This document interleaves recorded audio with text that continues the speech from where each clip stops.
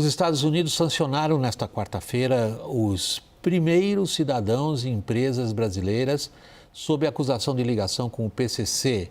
Isto é a primeira vez que ocorre desde que os Estados Unidos decretaram a classificação de facções criminosas daqui como organizações terroristas.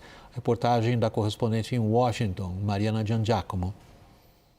2 cidadãos brasileiros, Vitor Shimada e Stella Stephanie, foram sancionados com o bloqueio de bens e movimentações financeiras nos Estados Unidos. O Departamento do Tesouro americano afirmou que os sancionados integram uma rede sediada em São Paulo que operava um esquema de lavagem de dinheiro para o PCC em conjunto com um grupo baseado no estado americano da Flórida.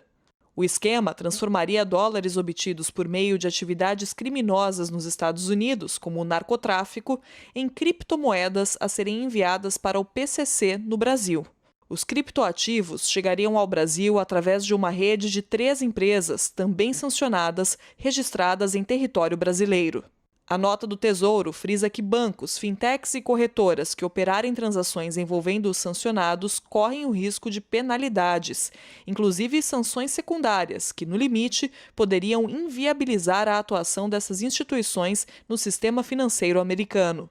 As sanções desta quarta-feira foram as primeiras desde que os Estados Unidos anunciaram a designação do PCC e do CV como organizações terroristas. Mas esta não foi a primeira vez que integrantes do primeiro comando da capital entraram na mira das autoridades americanas. O governo Biden já havia designado o PCC como uma organização criminosa ligada ao narcotráfico em 2021. E em 2024, o Tesouro sancionou Diego Gonçalves, hoje preso em uma penitenciária federal em Rondônia, por, entre outros crimes, lavagem de dinheiro para o grupo. Ao sancionar Diego Gonçalves em 2024, o Tesouro americano disse na época que a medida não teria sido possível sem a cooperação de autoridades brasileiras. O comunicado sobre as sanções anunciadas nesta quarta não faz menção a esse tipo de cooperação. No Brasil, a Secretaria Nacional de Justiça disse que o combate ao crime organizado, abre aspas, não deve servir de pretexto para medidas unilaterais que desconsiderem a cooperação jurídica internacional, fecha aspas. Walter, vamos tentar entender com a sua ajuda o significado dessas operações. Um pouco ali atrás, praticamente a mesma coisa que foi decretada hoje já havia sido tentada, como forma de asfixiar o oxigênio financeiro dessas organizações criminosas transnacionais. Agora, repete-se isso. Era necessário para tanto que se efetivasse a classificação dos grupos brasileiros como terroristas? O que a nossa repórter menciona é que 2, 3 anos atrás ainda houve algum tipo de coordenação com as autoridades brasileiras. Dessa vez ficaram sabendo pela imprensa. Olha, William, a regra básica e que foi dada por um juiz que foi dinamitado pela máfia, dada a sua atuação, alertando sempre que se deve buscar e desfalcar a economia movimentada pelo crime organizado, esse magistrado disse a regra básica, ou seja, aspas, se o crime é transnacional, não tem limitações de fronteiras, só com a cooperação internacional se poderá combatê-lo com eficácia. Num primeiro momento, o governo norte-americano fez essa cooperação, recebeu informações. Agora não há registro disso. O que isso representa de gravidade quando se pensa no contraste a essas organizações criminosas? É fácil de ver. Nós temos 2 brasileiros que nunca foram condenados no Brasil e atuam, segundo o Tesouro americano, numa operação que movimentou nada mais, nada menos do que 30 milhões de dólares. Ora, com cooperação internacional, se poderia ir muito mais longe a respeito disso. Se buscar dentro dessas 3 empresas que também foram sancionadas, a atividade, se buscar elementos. Então, se fez uma medida que é uma medida muito válida para os norte-americanos, evidentemente, um bom exemplo de se atacar sempre a economia do crime organizado, mas ela ficou capenga, William, capenga, porque faltou a cooperação internacional que levaria a um resultado muito melhor. Agora, se a gente olhar também um outro lado da moeda, isso precisa ser visto. Por que que o Brasil não enxergou nada até agora a respeito dessas duas pessoas? Tem aí antecedentes desse Vitor Shimada com relação a bets envolvendo o futebol. Mas consta também, até do relatório norte-americano, que ele já esteve em prisão domiciliar, mas não se sabe se cautelarmente ou se por sentença. Percebe que isso tudo é muito ruim para o combate ao crime organizado. E, sem falar, evidentemente, desse critério objetivo de punição. Olha, quem tratou com ele, evidentemente, pode ser sancionado. Dorival, onde o que a gente viu acontecer hoje se encaixa digamos, no que a gente poderia chamar da estratégia americana, ou é meramente pontual? Como é que a gente tem que entender no conjunto o que os americanos fizeram hoje? Bem, eu acho que parte de uma assimetria, né, e de uma falta de confiança nas instituições latino-americanas, né, parte de uma premissa de que os Estados Unidos têm de tomar a dianteira em relação aos grupos que têm base nos países da América Latina, porque esses países, esses estados, essas forças de segurança, esses sistemas de justiça não são competentes e a cooperação pode até ser danosa, porque pode levar esses grupos a ter acesso às informações sobre as investigações no âmbito financeiro dos Estados Unidos, porque há uma infiltração do sistema de justiça, há corrupção, e também no executivo, nas forças de segurança. Então, essas são as premissas que rondam esse tipo de decisão que antes acontecia com relação a outros países. Outros países já vinham sendo tratados dessa forma pelos Estados Unidos, inclusive antes do governo Trump, né, nos últimos anos. E agora o Brasil passou a ser tratado dessa forma também. Ou seja, vocês estão infiltrados. Isso. Como é que eu vou cooperar com gente que está infiltrada? E, francamente, existem indícios disso. Como é que o governo está pegando isso, Daniel?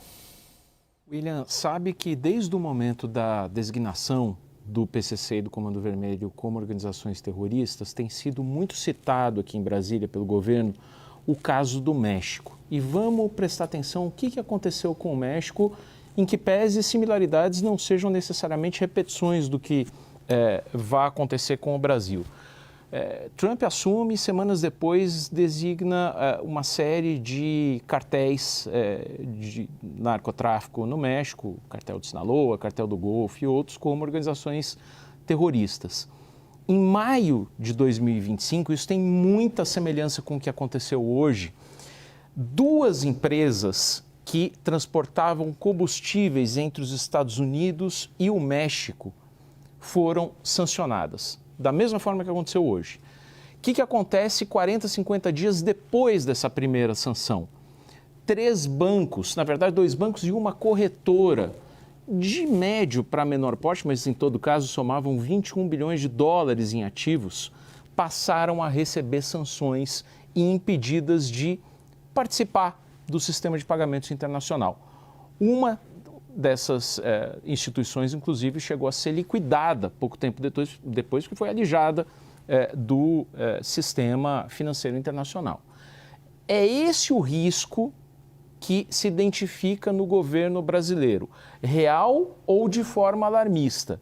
São passos que vão sendo tomados e que colocam o Brasil numa situação ameaçadora, numa situação muito desconfortável, porque o que se nota e se enfatiza é que o governo americano tem ampla discricionariedade e sem muita base em legislações, inclusive domésticas, ou reconhecidas de forma multilateral, para fazer o que está fazendo. O caso do México é muito citado e vale a pena olhar essa história como aconteceu naquele país. Doutor Maierovitch, eu quero fazer uma pergunta para o senhor, porque hoje eu recebi muitas mensagens, troquei muitas mensagens com empresários, principalmente do setor de transporte, de logística, que estão com medo danado de, sem nem saber, de alguma forma, ter alguém na cadeia que tenha algum envolvimento. Qual é o medo real que você acha que o setor privado tem que sentir desse avanço do governo americano nessa medida? Olha, tem que ter muita preocupação mesmo, porque quando a gente pensa numa acusação, ou quando a gente pensa, melhor ainda, Thaís, numa suspeita, se abre oportunidade, primeiro, para as verificações, segundo, para se ouvir as pessoas, em especial aqueles que são suspeitos. E com isso se tira alguma coisa. De repente, os norte-americanos apontam uma empresa porque apareceu numa interceptação telefônica, porque apareceu um nome na agenda de determinada pessoa. Fica muito pesada, esse tipo de ameaça é muito pesada. Por quê? Porque é um ato de império, puro ato de império. Então, por suspeita, a juízo único se reflete no que vai refletir em outro país. Eu gostaria de lembrar algumas coisas com relação a essas políticas norte-americanas, muito rapidamente. A guerra às drogas não deu certo. O plano do México, o Plan México, foi um fracasso total e absoluto. O que já a Convenção de Palermo, que é a única convenção jurídica sobre criminalidade transnacional, não foi assinada pelos Estados Unidos. Então, eles se colocam sempre a ditar políticas, a tentar influenciar, inclusive, convenções das Nações Unidas. Hoje, eu falei na Convenção de Palermo, separa terrorismo de criminalidade organizada mafiosa, que tem por ideologia só lucro. Mas o que se faz? O que a gente vê? E a gente sabe, os operadores sabem, todo o policial dessa área sabe, promotor, juiz, durante anos e anos. O que os Estados Unidos responderam ao Brasil com relação a pedido de informações? Não, nós não vamos dar essas informações porque a droga não vem para os Estados Unidos, vai para outro lugar. Isso não faz parte de uma boa política no sentido de se enfrentar esse fenômeno das drogas ilícitas. Os americanos deixam muitas brechas e esses atos de império devemos aplaudir, evidentemente, o que foi feito hoje, essa operação que o próprio escritório de movimentações financeiras aciona o Tesouro atua rapidamente, isso sim, é elogiável. Mas, andando mais adiante, o que a gente vê? Exatamente isso que você coloca, Thaís. Então, de repente, empresários ficam em risco. Tem, na realidade, nenhuma intenção. Deveriam ser alertados, evidentemente, ou investigados, mas não arbitrariamente se tomar uma medida que, de repente, ele perde até o cartão de crédito, como já aconteceu com o ministro do Supremo. Eu tenho mais 2 minutos ainda nesse segmento, Lourival. Fazendo um brevíssimo resumo do que o Walter acabou de dizer e o que você também já estava dizendo, é a era da coerção. Uhum. Seja ela tarifária, seja ela militar, seja ela do ponto de vista do que um Estado poderoso como os americanos acreditam que seja o que eles tenham que fazer, em função de como eles entendem a situação de segurança nacional deles. Nesse sentido, o que mais a gente pode esperar? Então, lendo cuidadosamente o texto do Departamento do Tesouro, você vê que eles fazem e esse é o ponto de atenção central para o Brasil, eles fazem a referência às sanções secundárias e dizem o seguinte: uma instituição financeira estrangeira que conscientemente, conscientemente, conduza ou facilite qualquer transação significativa, então tem que ser um montante significativo, on behalf of, ou seja, em favor, a cargo de, ou em favor de uma pessoa que esteja designada em relação a essa autoridade relevante, a essa lei e tal, ela pode sofrer, então, sanções secundárias.